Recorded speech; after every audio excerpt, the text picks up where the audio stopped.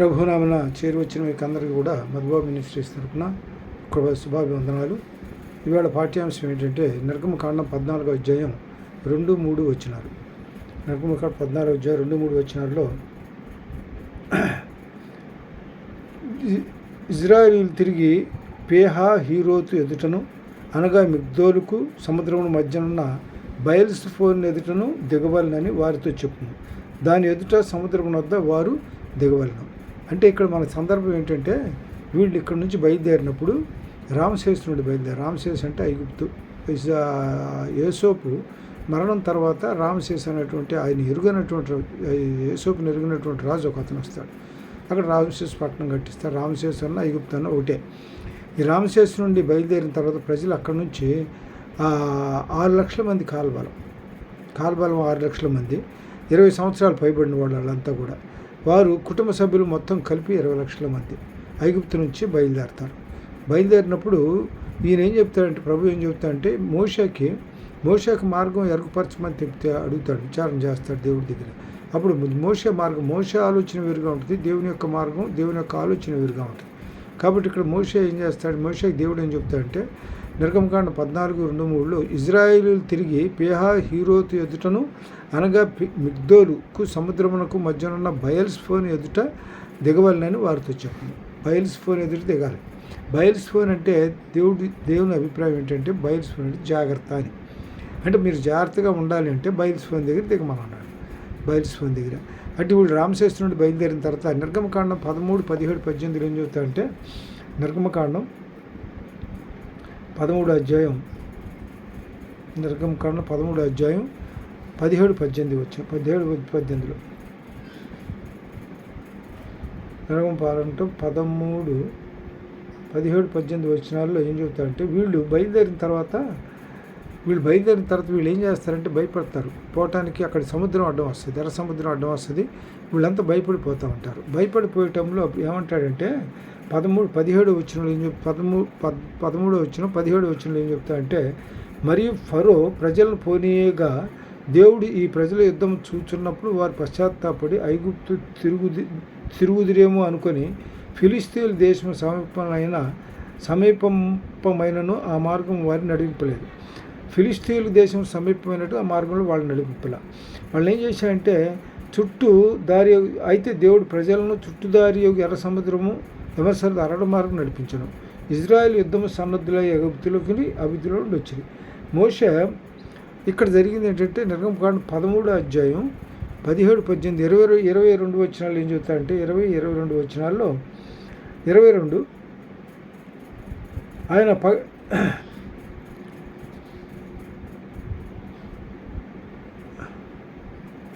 వీళ్ళు అక్కడ పోయి వచ్చిన తర్వాత వీళ్ళు ఏం చేస్తారంటే ఈ 22 వచనాల్లో ఏం చెప్తారు చూడండి. 22 వచనాల్లో వారు సుక్కోతు నుండి ప్రయాణమైపోయి అరణ్యం దగ్గర ఉన్న యాతాములో దిగిరి. తర్వాత 21 ఏంటంటే వారు పగలు రాత్రి ప్రయాణం చేయనట్లుగా యెహోవా త్రోవల్లో వాళ్ళు నడిపించుటకు పగటి మేఘస్తంభంలోనూ వారికి వెలుగించుటకు రాత్రి వేళ అగ్నిస్తంభంలోనూ వాడికి ముందుగా నడుచు వచ్చాను. అంటే దేవుడు వీళ్ళ ప్రయాణ మార్గంలో వీళ్ళకి ఇబ్బంది కలగకుండా పగలేమన్నా మేఘస్తంభాన్ని ఏర్పాటు చేశాడు, రాత్రిపూటనేమన్నా అగ్నిస్తంభాన్ని ఏర్పాటు చేశాడు. రాత్రి వేళ అగ్నిస్తంభంలో ఉండి వారికి ముందుగా నడుచు వచ్చాను. ఆయన పగటి వేళ మేఘస్తంభమునైనా రాత్రివేళ అగ్నిస్తంభమునైనా ప్రజల నుండి తొలగింపలేదు. ఆ విధంగా ఏం చేశారంటే ఇజ్రాయెల్ సైనికులు మొత్తం 20 లక్షల మంది సైన్యాన్ని 20 లక్షల మంది ఇజ్రాయెల్ జనాంగాన్ని నడిపించుకుంటూ వచ్చాడు. ప్రభు నడిపించిన మార్గం అది. రామశేషు నుంచి ఐగుప్తు బయలుదేరిన వాళ్ళంతా 6 లక్షల మంది కాల్బలం, వాళ్ళు 20 సంవత్సరాలు పైబడిన వాళ్ళు, తర్వాత మొత్తం వాళ్ళ కుటుంబీకులు మొత్తం కలిపి మొత్తం 20 లక్షల మంది. నిర్గమకాండం 14-13 వచ్చేటప్పటికి వీళ్ళు ఏం చేస్తారంటే నిర్గమకాండం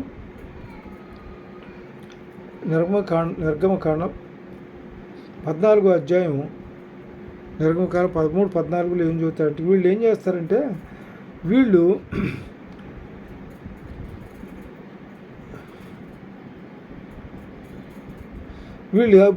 ఏం చేస్తారంటే ఎర్ర సముద్రాన్ని చూసి ఇజ్రాయేలీస్ అంతా భయపడిపోతారు.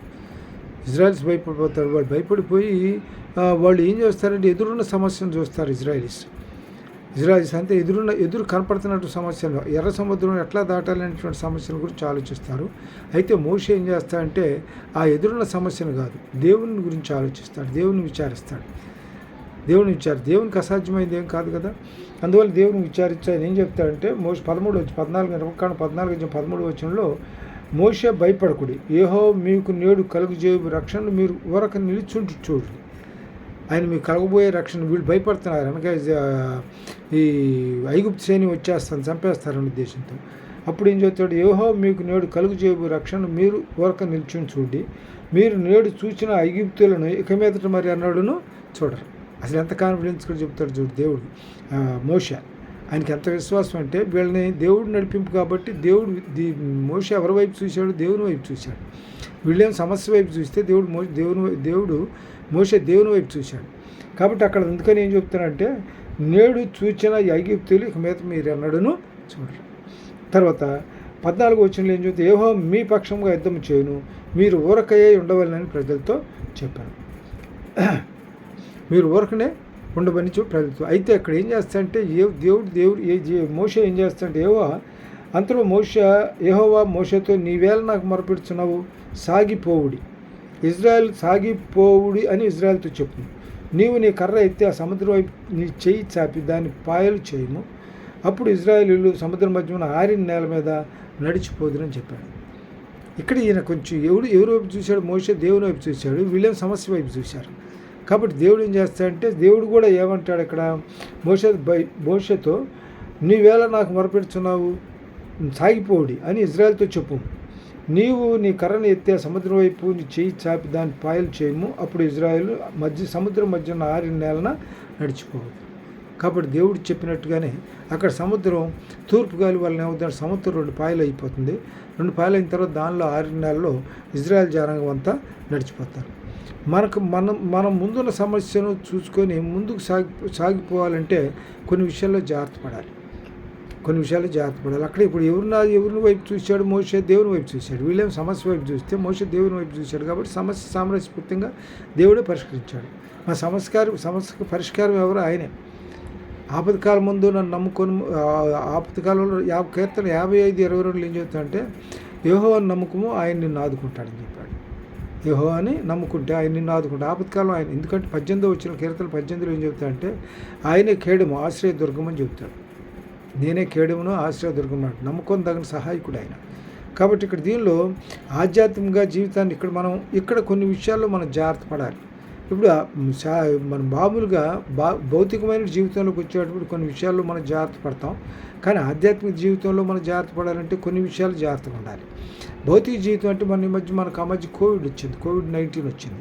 కోవిడ్-19 వచ్చినప్పుడు ప్రభుత్వం ఏం చేసిందంటే అక్కడ ఈ ప్రతి ఒక్కరు కూడా మాస్క్ ధరించాలని, చేతులు శానిటైజర్తో శుభ్రం కడుక్కోవాలని చాలా జాగ్రత్తలు పాటించాలి, డిస్టెన్స్ పాటించాలని కూడా సలహా ఇచ్చారు. అప్పుడంటే కోవిడ్ సమయంలో, ఆ కరోనా సమయంలో దేశవ్యాప్తంగా ప్రజల్ని కాపాడాలంటే కరోనా బారి నుంచి పడకుండా ఉండాలి అంటే వాళ్ళు పాటించాల్సినటువంటి జాగ్రత్తల గురించి ప్రభుత్వం హెచ్చరికలు చేసింది. మాస్క్ ధరించమంది, శానిటైజర్తో చేతులు కడుక్కోమంది, డిస్టెన్స్ మెయింటైన్ చేయమంది. అట్లాగే అక్కడ మనం భౌతికంగా కరోనా బాధను పడకుండా అక్కడ ఆ జాగ్రత్తలు తీసుకుంటే ఆధ్యాత్మికంగా శోధనలో పడిపోకుండా ఉండాలంటే మనం ఇక్కడ జాగ్రత్త తీసుకోవాలి. అంటే ఏంటి? విశ్వాసం కలిగి ఉండాలి, విశ్వాసాన్ని కాపాడుకోవాలి. విశ్వాసం కలిగి ఉంటేనే కదా విశ్వాసాన్ని కాపాడుకోవాలి. ఆత్మీయ బలపడటం కోసం మనం ప్రయాసపడాలి. దీనిలో 1 యోహాను 2వ వచనంలో ఏం చెబుతాడు? 3వ యోహాను 2వ వచనంలో ఏం చెబుతాడంటే 3వ యోహాను అంటే 3వ యోహానులో ఎంత ఉంది? 3వ యోహానులో 1వ అధ్యాయం ఉంది. 3వ యోహానులో 1వ అధ్యాయం ఉంది. 3వ యోహానులో 1వ అధ్యాయం ఉంది. 1వ అధ్యాయం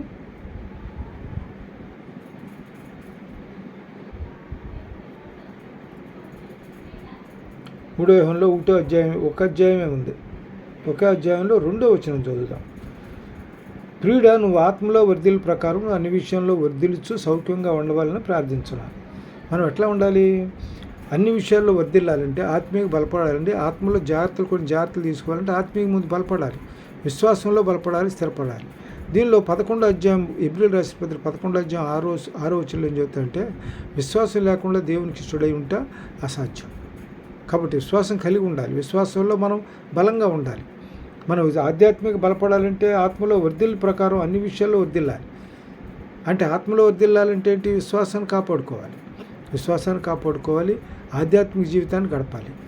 కాబట్టి ప్రభు ఏం చేస్తాడు? విశ్వాసం లేకపోతే దేవునికి ఇష్టడుగా ఉండాలంటే ఎట్లా? దేవునికి విశ్వాసం లేకుండా దేవునికి ఇష్టడై ఉంటే అసాధ్యం. కాబట్టి కరోనా టైంలో ఆ విధమైన జాగ్రత్తలు పాటిస్తే ఇక్కడ మనం ఆత్మీయంగా బలపడాలి, స్థిరపడాలి అంటే ఏం చేయాలి? మనం విశ్వాసాన్ని మనం కాపాడుకోవాలి. విశ్వాసం కాపాడుకోవాలి, ఆత్మలో వర్ధిల్లాలి. 1 కొరింథీయులకు రాసిన పత్రిక 6వ అధ్యాయం 14 2 కొరింథీయులకు రాసిన పత్రిక 6వ అధ్యాయం 14-18 వచ్చిన ఏం చెబుతాడంటే 2 కొరింథీయులకు రాసిన పత్రిక 6వ అధ్యాయం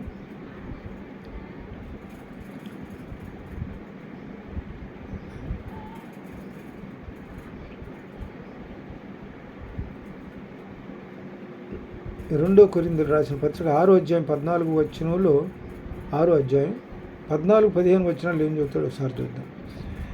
6వ అధ్యాయం 14-15 వచనాలు ఏం చెబుతాడంటే మనకి ఈ ఆ విశ్వాసంలో పడిపోకుండా జాగ్రత్తగా ఉండాలంటే ఏం చేయాలి? మనం కొంతమందితో సహవాసం పనికిరాదు. అది ఏది? దీనిలో ఏం చెబుతాడు? 1 కొరింథీయులకు రాసిన పత్రిక 6వ అధ్యాయం 14-15 వచనాలు ఏం చెబుతాడంటే మీరు అవిశ్వాసులతో జోడుగా ఉండకూడదు. నీతికి దుర్నీతితో ఏం సాంగత్యం? వెలుగుకు నీటితో ఏం పొత్తు? క్రీస్తుకు బెలయాలతో ఏం సంబంధం? అవిశ్వాసతో విశ్వాసకి పాలెక్కడిది? దేవుని ఆలయమునకు విగ్రహములతో ఏం పొందిక? మనం జీవం గల దేవుని ఆలయం అని ఉన్నాం. అందుకే దేవుడు ఎలాగ సెలవిచ్చినాడు? నేను వారిలో నివసించి సంచరింతును, నేను వారి దేవుడిని అయిందును, వారు నాకు ప్రజలైందురు. కావున మీరు వారి మధ్య నుండి బయలు వెళ్ళి ప్రత్యేకంగా ఉండండి. దేవుని ముందు పైన చెప్పాడు అవిశ్వాసంతో జోడెందుకు? మీరు అవిశ్వాసంతో జోడుగా ఉండకూడదు అని చెప్పాడు. అవిశ్వాసంతో జోడుగా ఉండదు. అవిశ్వాసం జోడుగా ఉంటే విశ్వాసాలు వారు పడిపోయే అవకాశం ఉంది. 6 అడుగులు 6 నెలలు కడిసి తిరుగుతానంట వారు వీరు వారు అవుతారంట. అందువల్ల ఏమవుతుందంటే మనం జాగ్రత్తగా ఉండాలి. విశ్వాసం కాపాడుకోవాలంటే అది అందరితో సహవాసాలు చేయడం, విశ్వాసతోనే సహవాసం కలిగి ఉండాలి. అయితే ఇక్కడ ఇంకో మాట ఏం చెబుతాడంటే విశ్వాసాన్ని బట్టి మన కుటుంబంలో నుంచే శోధనలు ఉంటాయి కొన్ని సందర్భాల్లో. అందులో ఇక్కడ దీనిలో ఏం చెబుతాడంటే దీనిలో ఎన్నోది 1 కొరింథీయులకు రాసిన పత్రిక 7వ అధ్యాయం 1 కొరింథీయులకు రాసిన పత్రిక 7వ అధ్యాయం 1 కొరింథీయులకు రాసిన పత్రిక 7వ అధ్యాయం 1 కొరింథీయులకు రాసిన పత్రిక 7వ అధ్యాయం 12-14 వచనాలు చెబుతాడు. 12-14 వచనాల్లో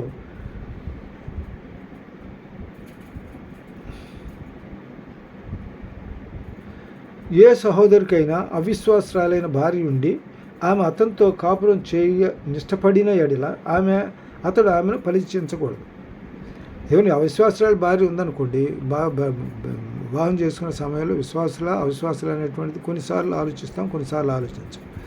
అదే సహోదరునికి అవిశ్వాసరాలైన భార్య ఉండినట్ల ఆమె అతనితో కాపురం చేయడానికి ఇష్టపడినట్ల ఇతను విశ్వాసి అయిన భర్త, ఆవిడ అవిశ్వాసరాలు అయితే భర్తతో కాపురం చేయడానికి ఇష్టపడిన ఎడల అతడు ఆమెను పరీక్షించకూడదు. మరి ఏ స్త్రీకైనా అవిశ్వాసి అయిన భర్త ఉండి ఆమెతో కాపురం ఇష్టపడిన ఎడల ఆమె అతన్ని పరీక్షించకూడదు. అంటే అవిశ్వాసి అయిన భార్య ఉంటే ఆవిడ భర్తతో కాపురం చేయడానికి ఇష్టపడితే భర్త ఆవిడ్ని పరీక్షించకూడదు. అట్లాగే అవిశ్వాసి అయిన భర్త ఉండి విశ్వాసి అయిన భార్య ఉంటే అతను ఆవిడతో కాపురం చేయడానికి ఇష్టపడితే ఆయన్ని పరీక్షించకూడదు. అయితే ఇక్కడ సందర్భం ఏం చెబుతాడంటే విశ్వాసి అయిన భర్త భార్యను బట్టి పరిశుద్ధపరచబడను, అవిశ్వాసులైన భార్య విశ్వాసి అయిన భర్తను బట్టి పరిశుద్ధపరచబడను. పరిశుద్ధపరచబడాలి. లేకపోతే ఏమవుద్దంటే పిల్లలు అపవిత్రులు అయిపోతారు. పిల్లలు అపవిత్రులు. ఎందుకంటే కుటుంబంలో ఇద్దరికి సరైన అవగాహన ఉండదు, సరైన నడక ఉండదు.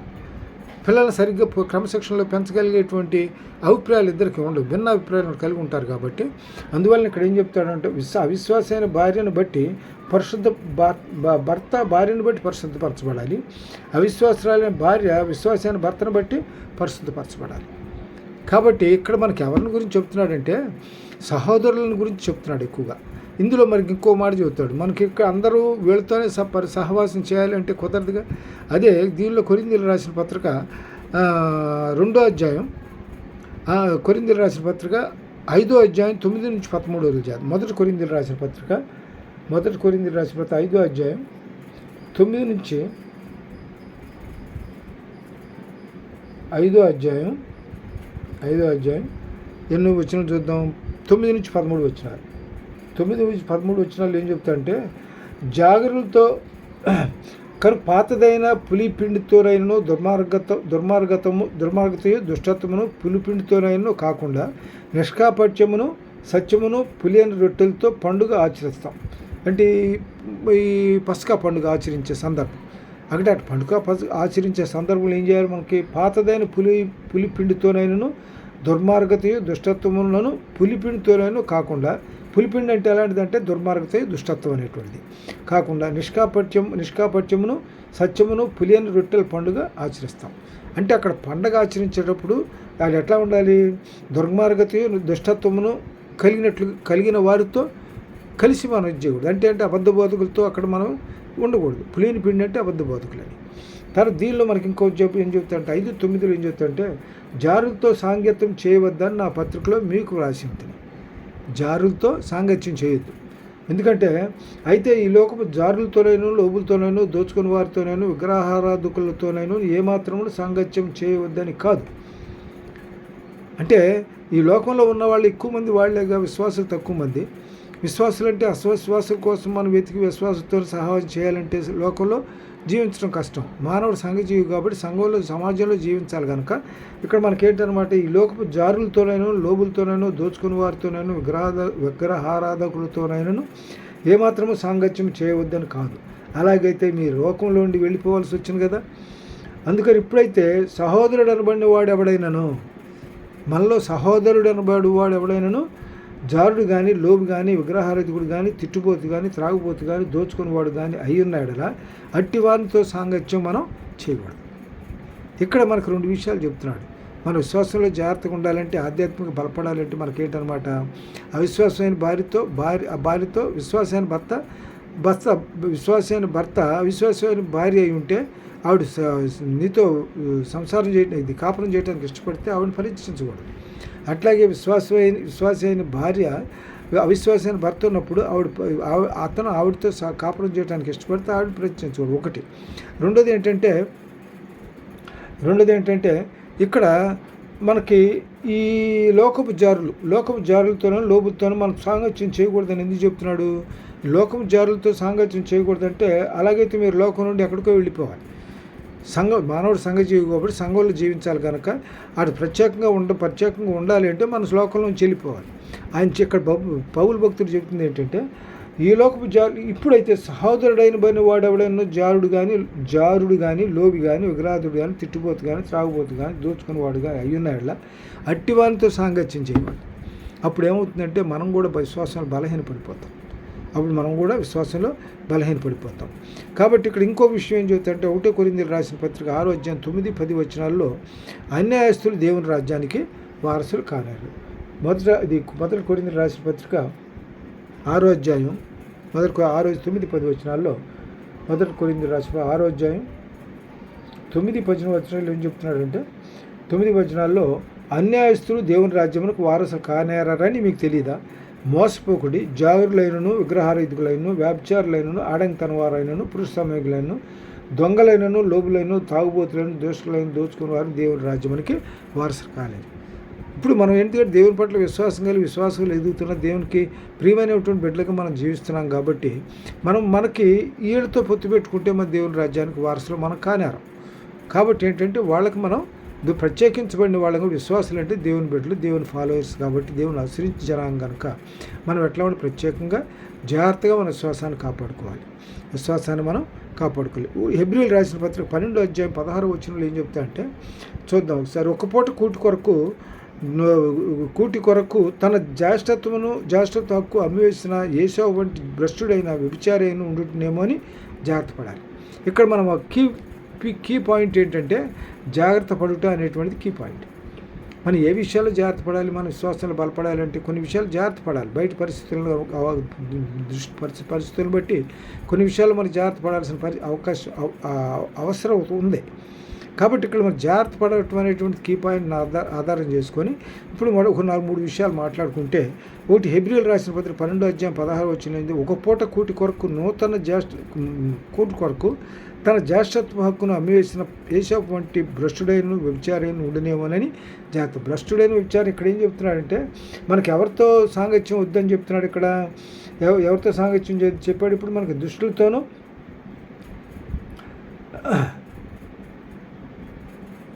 ఇక్కడ మనకి దీనిలో ఏం చెప్పాడు. దీనిలో మనకి దుష్టులతోనూ వీళ్ళతోనూ మన సాంగత్యం చేయొద్దు అన్నాడు. దోషకులతోనైనా, త్రాగుబోతులతోనూ, దొంగలతోనూ, లోబులతో మనం సాంగత్యం చేయకూడదు. కాబట్టి ఇక్కడ మనకు అలాంటి వాళ్ళు ఎవరైనా ఉంటారేమో, అలాంటి వాళ్ళ వల్ల కూడా మనం విశ్వాసం నుంచి పడిపోయే పరిస్థితి ఉంది. అందువల్ల ఇక్కడ ఒక పూట కూటి కోసం మన జ్యేష్ఠత్వాన్ని నమ్ముకునేటువంటి పరిస్థితి అక్కడ ఏషవ పరిస్థితి. ఏషవ యాకోబు ఇద్దరు అన్నదమ్ములు. ఏషవ ఏం చేస్తాడంటే, ఏషవ ఏమన్నా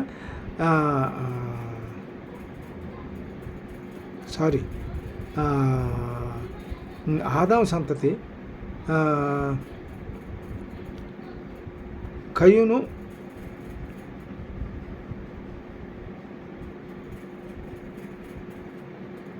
కాదు, ఇక్కడ సంతే ఏశావు యాకోబు.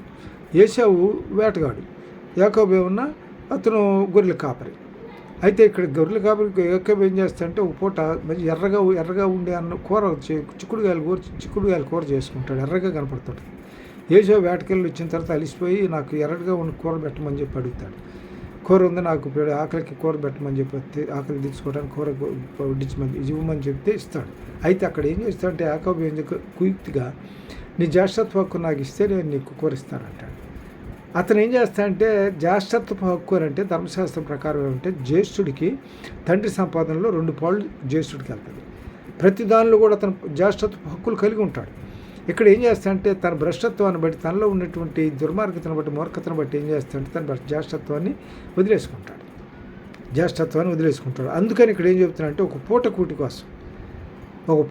కోసం జ్యేష్ఠత్వ హక్కును అమ్మివేసిన ఏశావు వంటి భ్రష్టుడు అంటే వెధవని, చేతగాని వాడని, తన భవిష్యత్తుని తెలుసుకునేవాడు, భవిష్యత్తుని గురించి ఆలోచన లేనివాడు అట్లా అమ్మి వేసినట్లుగా మీలో ఎవడైనా ఉంటాడేమో జాగ్రత్త పడమాట. అంటే కొన్ని విషయాలు జాగ్రత్త పడాలంటే ఇలాంటి విషయాల్లో మనం తొందరపడకుండా జాగ్రత్తగా ఉండాల్సిన పరిస్థితి ఉంది. కాబట్టి ఇక్కడ మనకి ఇంకోటి ఏంటంటే, అయినా జాగ్రత్తగా చూచు. 1 కొరింథీయులు 11:19-22 ఏం చేస్తారంటే, ఎవరైనా సరే మన విశ్వాసంలో కాపాడుకోవాలంటే యోగ్యులంగా ఉండి మనం ప్రభురాత్రి భోజనం తీసుకోవాల్సి ఉంటుంది. ప్రభువుకి అంగీకారంగా ఉండాలి, యోగ్యులంగా ఉండాలి, జ్యేష్ఠత్వ అంగీకారంగా ఉండాలి. తర్వాత ఇంకోటి ఏంటంటే, 2 పేతురు 3:14 ఏం చెప్తాడంటే 2 పేతురు 3:14, ప్రియులారా వీటి కొరకు మీరు కనిపెట్టువారు కనుక శాంతము గలవారై ఆయన దృష్టికి నిష్కళంకులుగాను నిందారవతులుగాను కడుపునట్లు జాగ్రత్త పడాలి. ఎవరి దృష్టికి? దేవుని దృష్టికి. 2 పేతురు 3:14 2 పేతురు 3:14 2 పేతురు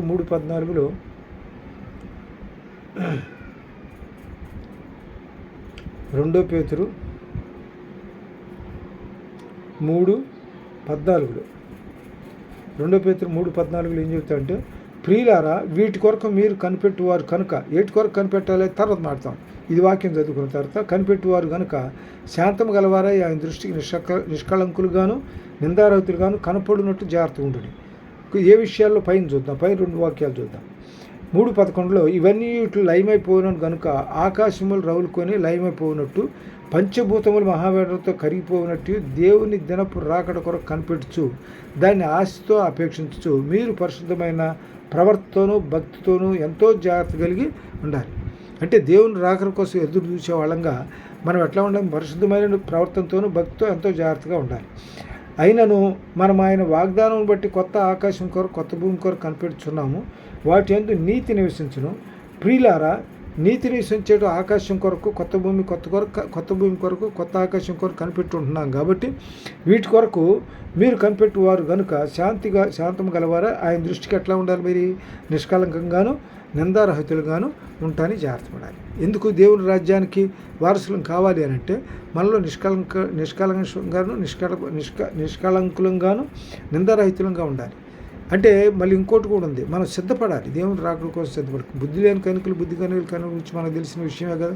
బుద్ధి లేని కనికలేమో సిద్ధపడరు, బుద్ధి కలిగిన కనికలేమో సిద్ధపడి దేవుని రాకడ సిద్ధపడి ఉంటారు. కాబట్టి ఇక్కడ కొన్ని విషయాలు ఆ విధంగా నిష్కల్మషంగా నిందారహితులుగా ఉంటారని జాగ్రత్త పడాలి.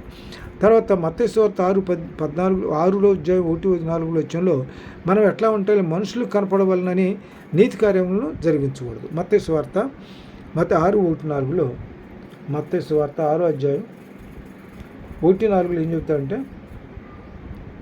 మత్తయి సువార్త 6:1-4 మనుషులు కనపడవలనని వారి ఎదుట మీ నీతి కార్యం చేయకుండా జాగ్రత్త పడండి. మనకు ఎట్లా అంటే మనుషుల కొరకు కాదు, మనం మనం దేనికోసం దేవుని రాజ్యం వారసులం కావాలంటే రాజ్య వారసులం కోసం ఎదురు చూస్తున్నాం. ఇక్కడ మనుషుల కోసం కాదు. అందుకు మనుషులు కనపడవలని మరి వారి ఎదుట నీతి కార్యం చేయకుండా జాగ్రత్త పడి లేని ఎడ్ల పరలోకమందున మీ తండ్రి ఎదుట మిగురు ఫలము పొందరు. అందుకే మనుషులు ఎదుటి నీతి కార్యాలు కాదు, దేవునికి సంబంధించి దేవుని నీతి కలిగి యథార్థ కలిగి జీవించడం కోసం దేవుని కొరకు మనం నీతి కలిగి జీవించాలి. కావున నీవు ధర్మం చేయనప్పుడు మనుషుల వలన ఘనత నొందవలనని వేషధారులు సమాజ మందిరంలోను వీధుల్లో చేయలాగాను నీవు ముందర బోధింపవద్దు. వారు తమ ఫలం పొంది ఉన్నారని నిశ్చయంగా చెప్తున్నారు. నీవైతే ధర్మం చేయనప్పుడు నీ ధర్మం రహస్యంగాను నీ నిమిత్తం నీ కుడి చేయి చేయనిది ఎడమ చేయి తీయకుండా ఉండాలి. అయితే రహస్యమందు చూసి నీ తండ్రి నీకప్పుడు నువ్వు కుడి చేతితో చేసేదాన్ని నీవు ధర్మం చేసేటప్పుడు ఎట్లా ఉండాలంటే కుడి చేయి చేయనిది ఎడమ చేతికి కూడా తిరగకూడదు. అంటే అట్లా ఉండాలి. అప్పుడు అట్లా ఉంటే దేవుడు ఏం చేస్తాడు, నీకు తండ్రి నీకు ప్రతిఫలం ఇస్తాడు. కాబట్టి ఆ విషయాల్లో కొన్ని మనుషుల కోసం కాదు మనం జీవించాలి, దేవుని కొరకు దేవుని రాజ్యం వారసులం కావటం కోసం మనం జీవించాలి. గలతీయులకు రాసిన పత్రిక 1:10-11 చూస్తే, గలతీయులకు రాసిన పత్రిక 1:10-11 గలతీయులకు రాసిన పత్రిక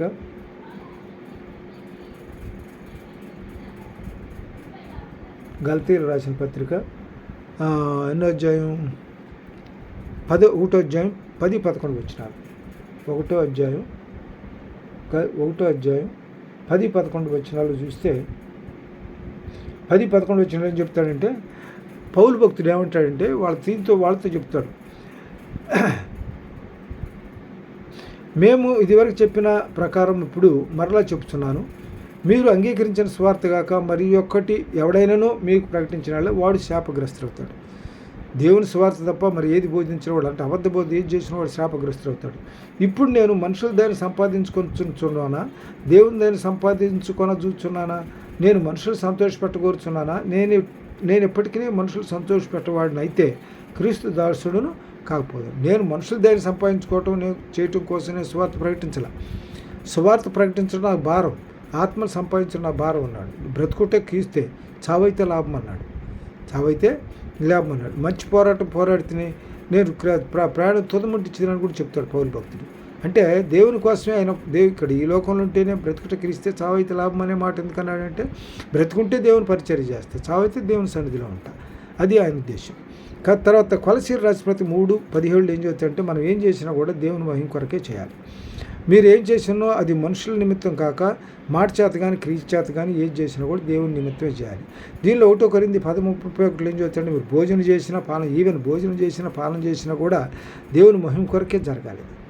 అంటే మనం తీసుకున్న ఆహార పదార్థం 1 తిమోతిలో చెప్తాడు 4:4 మనం తీసుకున్న ఆహార పదార్థాలను పవిత్రపరిచి ఆహారం తీసుకున్నట్లయితే ప్రార్థన చేసుకోవాలి. అయ్యా ఈ ఆహారం పరిశుద్ధపరచమని ఆహారం తీసుకున్నట్లయితే ఆహారం అయినా కూడా పరిశుద్ధపరచబడుతుంది.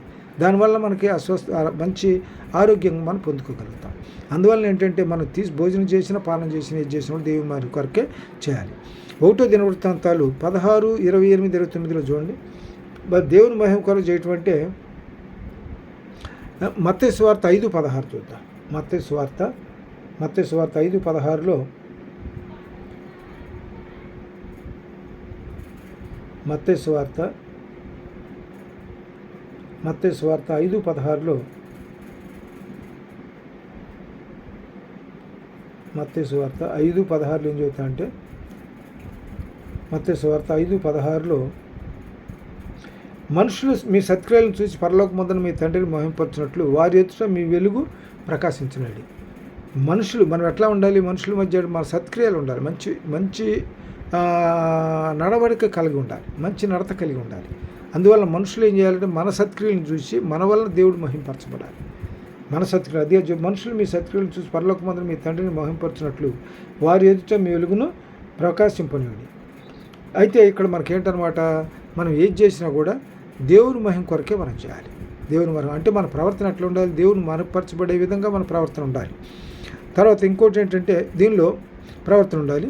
తర్వాత కొరింథీయులకు రాసిన పత్రిక 15:10 ఏం చెబుతాడు? మొదటి కొరింథీయులకు రాసిన పత్రిక 15:15లో మొదటి కొరింథీయులకు రాసిన పత్రిక 15వ అధ్యాయం, మొదటి కొరింథీయులకు రాసిన 15వ అధ్యాయం 10వ వచనంలో, అయినను నేనేమై ఉన్నానో అది దేవుని కృప వలనై ఉన్నాను, మరియు నాకు అనుగ్రహింపబడిన ఆయన కృప నిష్ఫలం కాలేదు. కానీ వారందరికంటే నేను ఎక్కువగా ప్రయాసపడింది నేను కాను, నా తోడై ఉన్న దేవుని కృపయే నాకు తోడైంది. అంటే ఏంటి? మనం ఏ కార్యం చేసినా కూడా మన దేవుని మహిమపరచబడే విధంగా, దేవుని మరిపరిచే విధంగా ఉండాలి. మన మాట చేత క్రియ చేత ఏది చేసినా. అందుకే ఇక్కడ ఈ వాక్యం ఏం చెబుతాడు? 15:10 మొదటి కొరింథీ 15:10 అయినను నేనేమై ఉన్నానో అది దేవుని కృప వలనే అయ్యున్నాను, మరియు నాకు అనుగ్రహింపడిన ఆయన కృప నిష్ఫలం కాలేదు. కానీ వారందరికంటే నేను ఎక్కువ ప్రయాసపడినది నేను కాదు, నాకు తోడై ఉన్న దేవుని కృపయే. దీనిలో ఇర్మియాలో 4:6 ఏం చెబుతాయంటే, మనం ఆత్మచేత కాదు, మన శక్తి చేత బలం చేత కాదు, కానీ దేవుని యొక్క ఆత్మచేతనే మనం నడిపింపడతాం. మన శక్తి బలం కాదు, దేవుని యొక్క ఆత్మ నడిపింపే మనల్ని ఈ వాక్యం ఈ మాట చెప్పడానికి పౌలుకి ఇది ఇచ్చిందనమాట, ఆ శక్తిని ఇచ్చింది. అదే మళ్ళీ ఇంకోసారి చదువుకుందాం. నేనేమై ఉన్నానో అది దేవుని కృప వల్లనే అయి ఉన్నాను. కృప అంటే దేవుడు ఇచ్చేటువంటి ఉచితమైనది. అది అయోగ్యులకు కూడా ఇచ్చేటువంటి, దేవుడు ఉచితంగా ఇచ్చేటువంటి కృప అనేటువంటి ఉచితంగా ఇవ్వబడినటువంటిది. తర్వాత దీనిలో ఇక్కడ మన దృష్టిలో ఎన్నో సంఘాలు ఉన్నాయి. సంఘాలంటే చాలా రకాల సంఘాలు ఉన్నాయి. అయితే దేవుని దృష్టిలో పరిశుద్ధుల సంఘం ఒకటే, అదే దేవుని యొక్క సంఘం పరిశుద్ధ. దానిలో కొరింథీయులకు రాసిన 12:20 వచనంలో ఏం చేస్తామంటే, అవయవములు అనేకములైనను శరీరం ఒకటే. శరీరం ఒకటే. ఎన్ని సంఘాలు ఉన్నా కూడా దేవుని సంఘం ఒకటే. దీనిలో మనకి ప్రకటన గ్రంథంలో మనకి ఎన్ని సంఘాలు రాశాడు? 7 సంఘాలకి 7 లెటర్లు రాశాడు. యోహాను భక్తుడు వీళ్ళు ఈయన్ని సరసాలు పడేసి పద్మాస్ ద్వీపంలో పడేసిన తర్వాత దేవుడు ఏం చేశాడంటే అతని ఆత్మవశుడైన తర్వాత దేవుడు ఏం చెప్తాడంటే, నువ్వు 7 సంఘాలకి లెటర్లు రాయమని చెప్తాడు. 7 సంఘాల గురించి 2వ అధ్యాయం ప్రకటన గ్రంథం 2వ అధ్యాయంలో 7 సంఘాల గురించి మరి చెప్పబడుతుంది. అక్కడ ఎన్ని సంఘాలు ఉన్నా కూడా ప్రభు సంఘం ఒకటి, పరిశుద్ధుల సంఘం అదే ప్రభు సంఘం. కాబట్టి అవయవాలు ఎన్ని సంఘాలు ఉన్నా కూడా అది శరీరం ఒక్కటే. కాబట్టి శరీరం అంటే దేవుని సంఘం ఒక్కటే. అన్నీ అందులో మిళితమైనటువంటి, అందుకు అనుబంధంగా ఉన్నటువంటి. ఎఫెసీ 5:15-16 ఏం చెబుతుందంటే, దినములు చెడ్డగా ఉన్నవి కనుక మీరు సమయం పోనీక అజ్ఞానుల వల్లే కాక జ్ఞానుల వల్లే నడుచుకోవడానికి జాగ్రత్త పడాలి. దినములు చెడ్డగా ఉన్నాయి కాబట్టి ఇప్పుడు వాళ్ళ పరిస్థితులు ఎట్లా ఉన్నాయంటే, ఈ అవిశ్వాసంలో పడిపోయేటువంటి పరిస్థితులు మనకు సమీపంగా చాలా మన పరిసరాల్లో ఉన్నాయి. కాబట్టి అవిశ్వాసంలో పడిపోకుండా ఉండాలంటే దినాలు చెడ్డంగా ఉన్నాయి. కాబట్టి మనం ఏం చేయాలంటే అజ్ఞానుల వల్ల కాకుండా జ్ఞానుల వల్ల నడుచుకోవాలి. జ్ఞానుల వల్ల నడుచుకోవటం అంటే దేవుని యొక్క పరిచర్లు, దేవుని యొక్క సేవలు, దేవుని యొక్క ఆధ్యాత్మిక చింతనలో నడుచుకోవాలి ఎక్కువగా. అంటే వాక్యం చదువుకుంటాను, ప్రార్థన చేసుకుంటూ ఉండాలి, విశ్వాసంలో పడిపోకుండా జాగ్రత్త పడాలి. విశ్వాసంలో ఇక్కడ అదే చెబుతున్నాడు, దినములు చెడ్డవు కనుక మీరు సమయం పోనీక అజ్ఞానుల వల్లే కాక జ్ఞానుల వల్లే నడుచుకున్నట్లు జాగ్రత్తగా చూసుకోండి. తర్వాత మార్కు 8:15 ఏం చెబుతాయంటే, మార్కు 8:15 మత్తయి మార్కు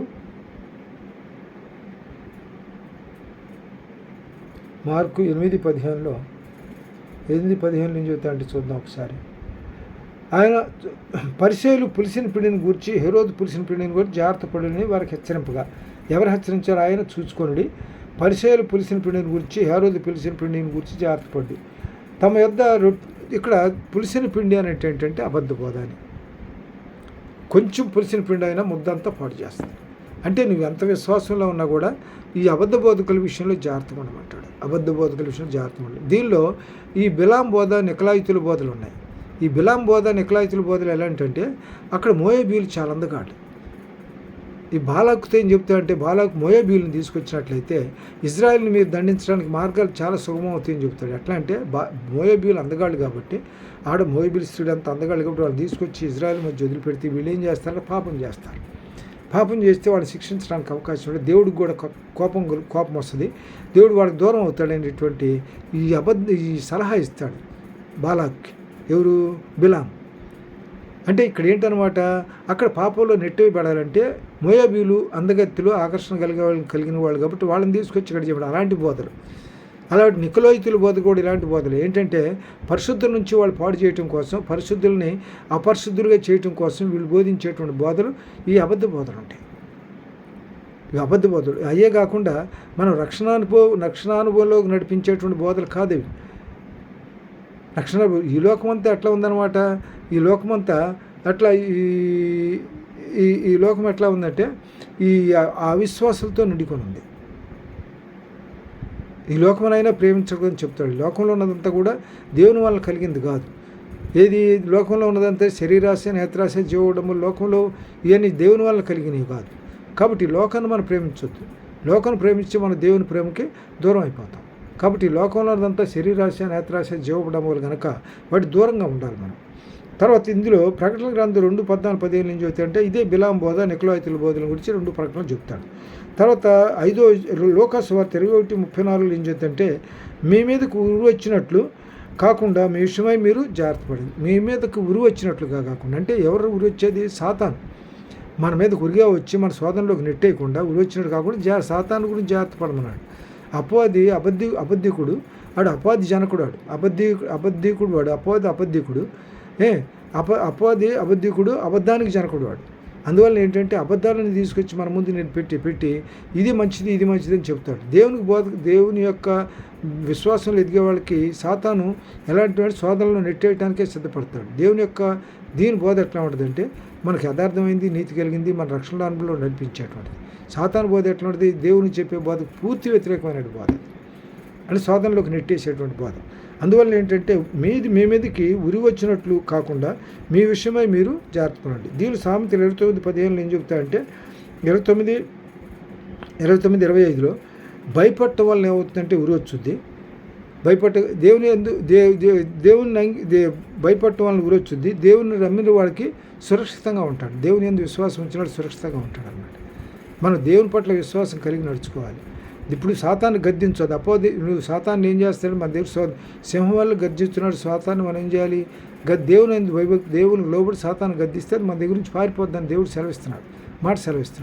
కాబట్టి ఏంటంటే సాతాను శోధనలో పడిపోకుండా మనల్ని మనం జాగ్రత్తగా కాపాడుకోవటం, విశ్వాసంలో బలపడాలి, ఆత్మీయంగా బలపడటానికి జాగ్రత్త పడాలి. దేవుని యొక్క అడుగుజాడలో నడుచుకుంటూ మన విశ్వాసం కాపాడుకుంటూ విశ్వాసంలో బలపడటానికి కొన్ని జాగ్రత్తలు, ఆత్మీయంగా కొన్ని జాగ్రత్తలు తీసుకోవాల్సిన అవసరం ఉంది. దేవుడు తన వినికిడిలో ఈ కొద్ది వాక్యాన్ని దీవించిన దాకా ఇప్పుడు చిన్న ప్రార్థన చేసుకొని ముగించుకుందాం. మమ్మల్ని మిక్కులుగా ప్రేమించిన మా ప్రియపూర్వకున్న తండ్రి, జీవము గల నాయన, మహిమగల తండ్రి, అన్ని విషయములకు ఆధారభూతులమైన గొప్ప తండ్రి నాయన, ఈ పూట మీరు ఇచ్చిన నా ద్వారా మీరు సందేశాన్ని అందింపజేసిన దాన్ని బట్టి వందనాలు. నాలో నాయన మీరుండి నన్ను చేత మాట్లాడిపించిన దాన్ని బట్టి వందనాలు. చాలా సందేశంలో ఉన్నటువంటి ఆత్మీయంగా శారీరకంగా మనం తీసుకున్నటువంటి జాగ్రత్తలతో పాటు శారీరకంగా తీసుకున్న జాగ్రత్తలతో పాటు ఆత్మీయంగా కూడా జాగ్రత్తలు తీసుకొని మీ ఎందుకు విశ్వాసంలో ఎదగాలి అంటే ఆత్మీయంగా తీసుకోవాల్సిన జాగ్రత్తలు ముఖ్యమైన ప్రభావం. విశ్వాసంలో పడిపోకుండా జాగ్రత్త పడాలి, శోధనలో పడిపోకుండా జాగ్రత్త పడాలంటే సాతాను దూరంగా ఉండాలి. లోకవాంఛనలు కాకుండా లోకంలో శరీరాశ, నేత్రాశ, జీవడంబాలు దూరంగా ఉంటూ మేంది భయభక్తులు కలిగి నాయన సుబుద్ధిని ఆధారం చేసుకోకుండా పూర్ణ హృదయంతో మేంది నమ్మకం ఉంచి మా ప్రవర్తన యంత్రంతో మీ అధికారంలో లోబడి నడుచుకొని మేంది విశ్వాసంలో ఎదగటానికి మీ రాజ్య వారసులు అవ్వటానికి మాకు సహాయం చేయమని కొద్ది విన్నపాలు మా ప్రభు మీ ప్రియకుమారుడైన యేసు పరిస్థితి నామములో కలిగిన వేడుకుంటున్నాం తండ్రి. ఆమేన్.